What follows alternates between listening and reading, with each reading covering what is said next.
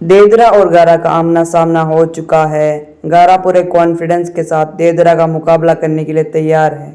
देदरा पूछता है, तुम्हें पता कैसे चला कि मैं यहाँ आ चुका हूँ? तो गारा कहता है, हमारे विलेज में यहाँ एरे गेरे पक्षी नहीं उड़ते, जिससे मुझे पता चल गया कि तू ही वो गद्दार है जो मेरे विलेज को तबाह करना चाहता है। देदरा हंसते हुए कहता है कि मैं तुम्हारी रेस से चुटकियों में बच जाऊंगा और मैं तुम्हें मार कर यहाँ से ले जाऊंगा। तो गारा कहता है, चलो हम देखते हैं कौन सबसे ज़्यादा ताकतवर है। तभी यहाँ के सैनिक घबराए हुए देखते हैं कि हमारे लॉर्ड होकाके यानी गारा हमारे लिए लड़ रहे हैं। अंकुरो कहता है कि लॉर्ड होकाके कहाँ है? तो वह कहते हैं मैं पता नहीं।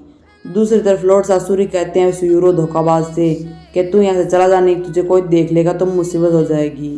तो कंकुरो कहता है कि हमारे लॉर्ड होकाके आप सभी को पता नहीं है कहाँ है, वो तो लड़ाई कर रहे हैं उस धोखेबाज से जो हमारे विलेज को तबाह करने हैं।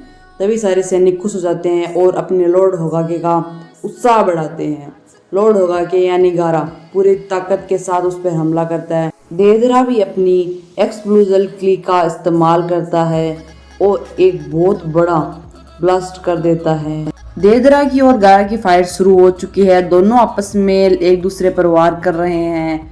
दूसरी तरफ सैनिक बातें कर रहे हैं कि हमारे लॉर्ड होकाके यानी गारा बहुत अच्छे हैं जो हमारे लिए लड़ रहे हैं, हमारे विलेज को बचाने के लिए उन्होंने खतरा खुद पे ले लिया है। दूसरी तरफ देदरा भी अपना हमला कर रहा है गारा पे, लेकिन गारा अपनी रेत का डिफेंस लेके उस पर हमले करे जा रहा है, लेकिन देदरा भी किसी से कम नहीं है, गारा के हर डिफेंस से बचा जा रहा है। और दूसरी तरफ सैनिक बढ़ाते हैं अपने लॉर्ड होकाके का हौसला कि हम तुम्हारे साथ है गारा, तुम इससे फाइट करो। और गारा भी अपना लगा हुआ है अपनी रेस से उस पर हर वार करने के लिए, लेकिन गारा सोचता है कि मैं इससे ऐसे नहीं रह पाऊंगा। गारा उस पर हमला करता है सेंड कॉफिन से। तो वह सोचता है कि क्यों ना मैं इसका हाथ ही निकाल लूं। तो रेत का इस्तेमाल करके गारा उसका हाथ ही उखाड़ लाता है और उसका हाथ उखेड़ने पर देदरा को बहुत बुरा लगता है कि यार मेरा एक हाथ तो चला गया, अब एक हाथ रहा है जिससे मैं इसको कैसे हराऊंगा।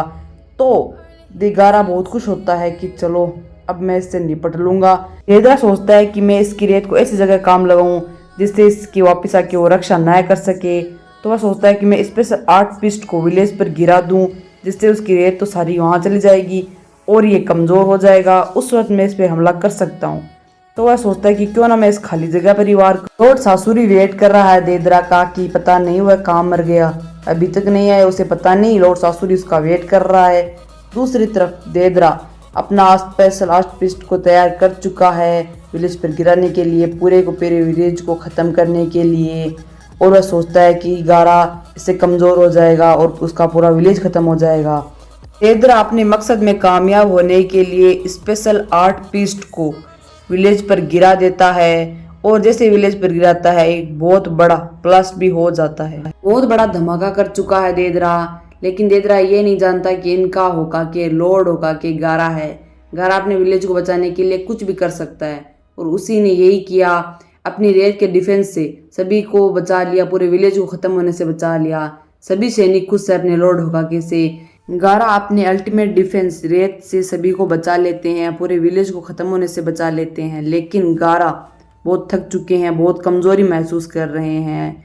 लेकिन अचानक गारा पे एक और हमला हो जाता है जो देदरा करता है, लेकिन गारा बच जाता है उसी से भी। लेकिन गांव वाले परेशान हैं कि हमारी लॉर्ड होकाके को कुछ हुआ तो नहीं।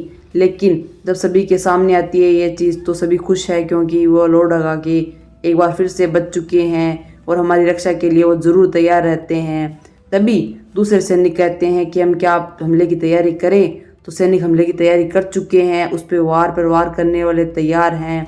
लेकिन गारा इतना कमज़ोर हो चुका है कि उससे हिम्मत नहीं रही है कि वो लड़ाई करे, फाइट करे। तभी अचानक देदरा तो यही चाहता था और देदरा अब अपना नया खेल शुरू करता है। गारा डर चुका है कि यार ये क्या हो रहा है।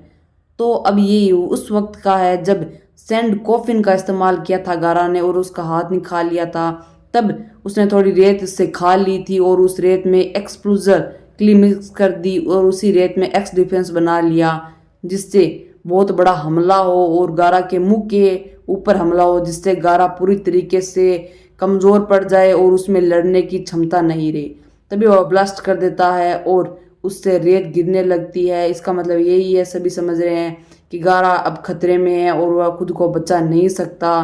तो अचानक सारी की सारी रेत गिरने लगती है। सारे सैनिक डरे हुए हैं कि यार गारा को अगर हो क्या गया, गारा हमारी आवाज़ क्यों नहीं सुन रहा, गारा ठीक तो है ना। सभी को यही परेशानी है।